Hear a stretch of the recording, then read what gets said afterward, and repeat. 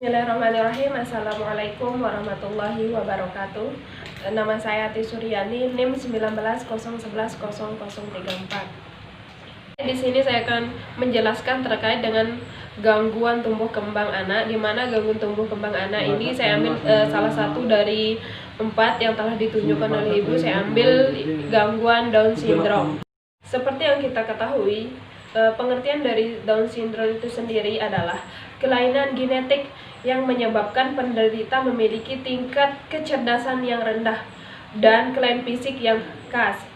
Sebagian penderita dapat mengalami kelainan yang ringan, tetapi sebagian lainnya mengalami kelainan yang berat yang mengakibatkan menimbulnya penyakit jantung. Sindrom sendiri merupakan kelainan genetik yang cukup sering terjadi. Adapun data WHO memperkirakan 3.000 hingga 5.000 bayi terlahir dengan kondisi ini setiap tahunnya. Dengan penanganan yang cepat, penderita dapat hidup dengan sehat dan mampu menjalani aktivitasnya dengan mandiri walaupun kelainan belum dapat disembuhkan. Adapun penyebab terjadinya Down syndrome terjadi ketika ada satu salinan ekstra dari kromosom nomor 21. Kromosom atau struktur pembentuk gen normal berpasangan dan diturunkan dari masing-masing orang tua. Ada beberapa faktor yang berisiko menimbulkan salinan ekstra pada kromosom 21, antara lain ibu sudah cukup berumur saat hamil atau memiliki penderita Down syndrome lain dalam keluarga, atau genetik atau penyakit Down syndrome ini secara turun-menurun kayak gitu. Selanjutnya, ciri-ciri dari Down syndrome. Berikut ini ada beberapa ciri-ciri dari gejala Down syndrome, meliputi yang pertama, kepala kecil. Anak-anak dengan gejala Down syndrome ini memiliki ukuran kepala kecil dibandingkan ukuran kepala pada umumnya. Yang kedua, mata bagian pinggir melancip ke atas. Bayi pada umumnya dapat dilihat dari matanya, yaitu ujung pada samping matanya melancip ke atas, tidak lurus seperti anak-anak kebanyakan atau anak-anak normal lainnya. Yang yang ketiga, ada bintik putih pada pupil mata. Sebagian dari gejala Down syndrome ini memiliki bintik-bintik putih pada bagian pupil mata mereka.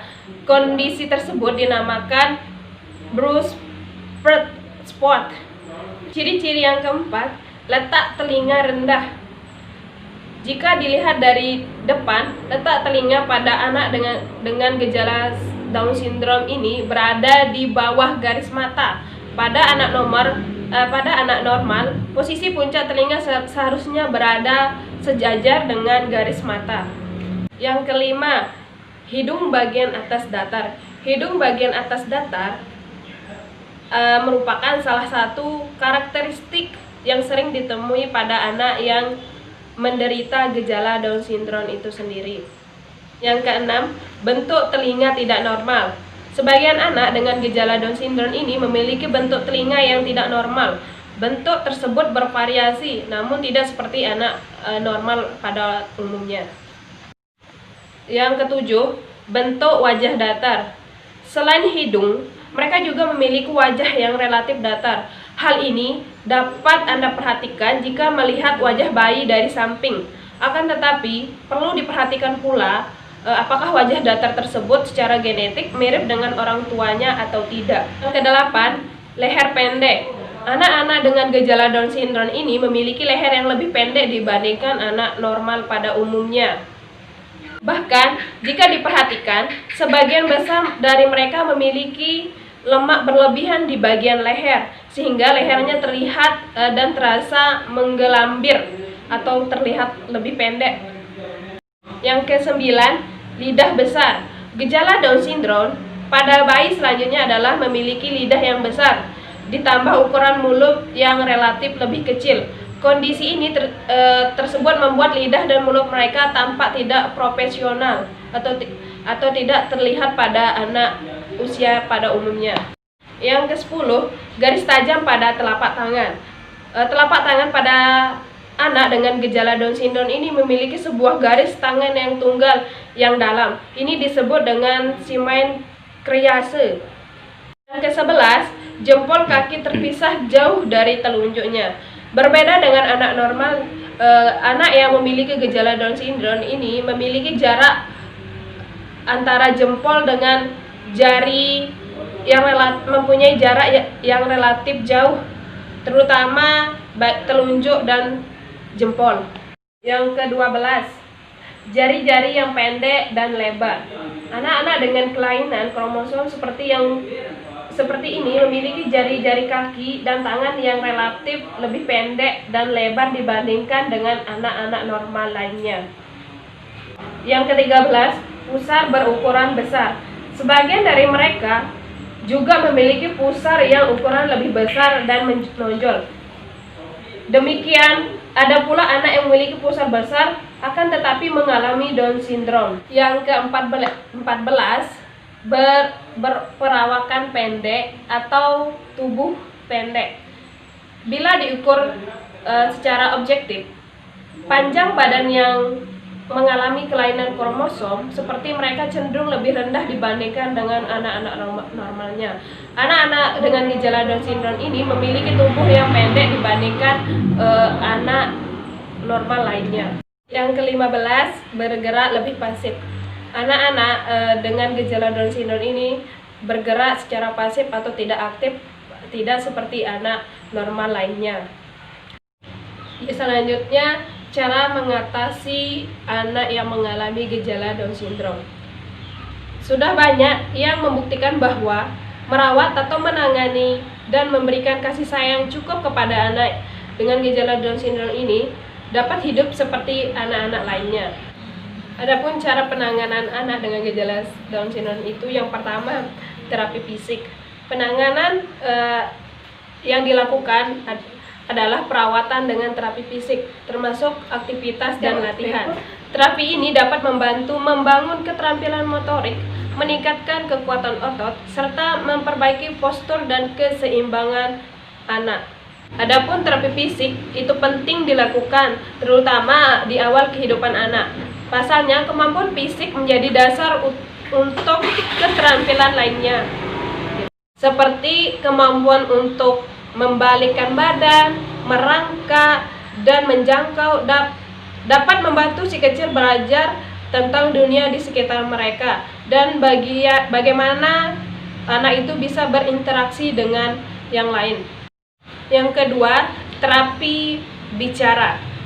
Terapi bahasa dapat membantu anak dengan Down syndrome meningkatkan kemampuan berkomunikasi dan menggunakan bahasa secara lebih efektif. Anak akan sering belajar berbicara lebih lambat daripada teman sebayanya. Terapi bahasa dapat membantu anak mengembangkan keterampilan awal yang diperlukan untuk berkomunikasi, seperti meniru suara. Ketiga, terapi kerja.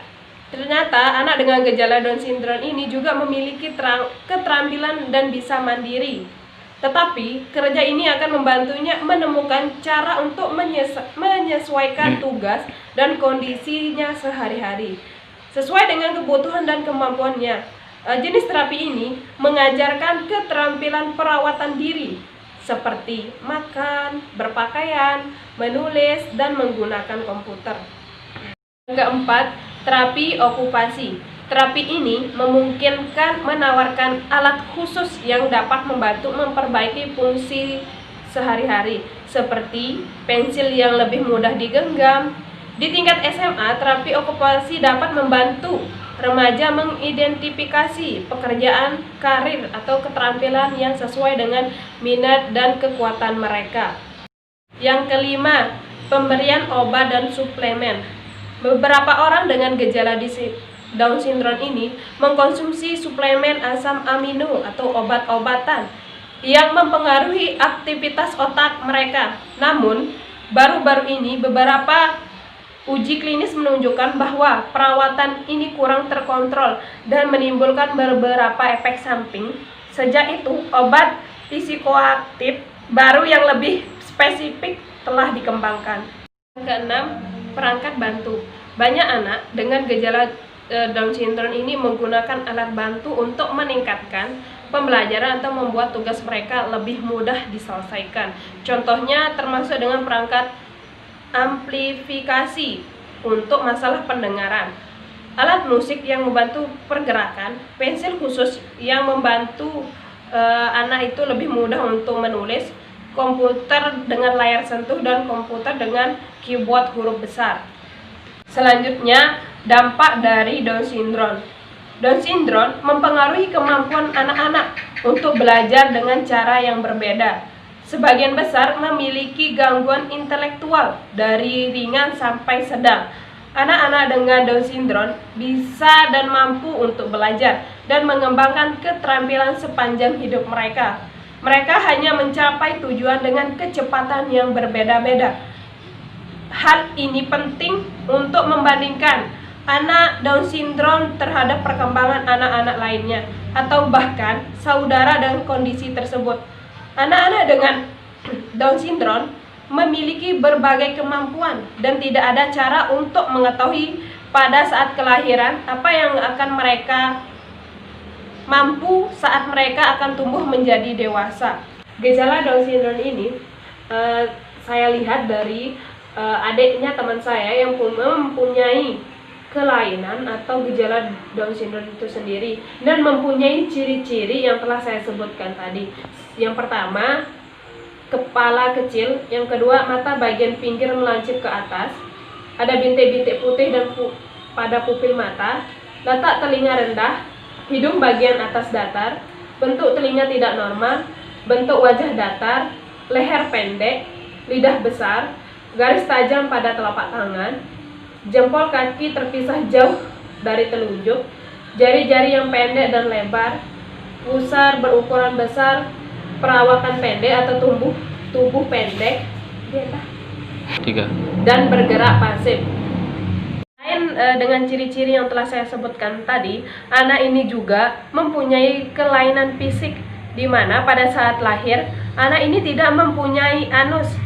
Pada saat lahir, nah kurang lebih dari 1 minggu atau 10 hari, anak ini baru diketahui tidak mempunyai anus. Setelah itu, anak itu langsung dibawa ke rumah sakit untuk ditindaklanjuti atau dioperasi. Sekian pemaparan materi terkait dengan gejala Down syndrome. Mohon maaf bila ada kesalahan kata. Sekian dari saya. Wassalamualaikum warahmatullahi wabarakatuh.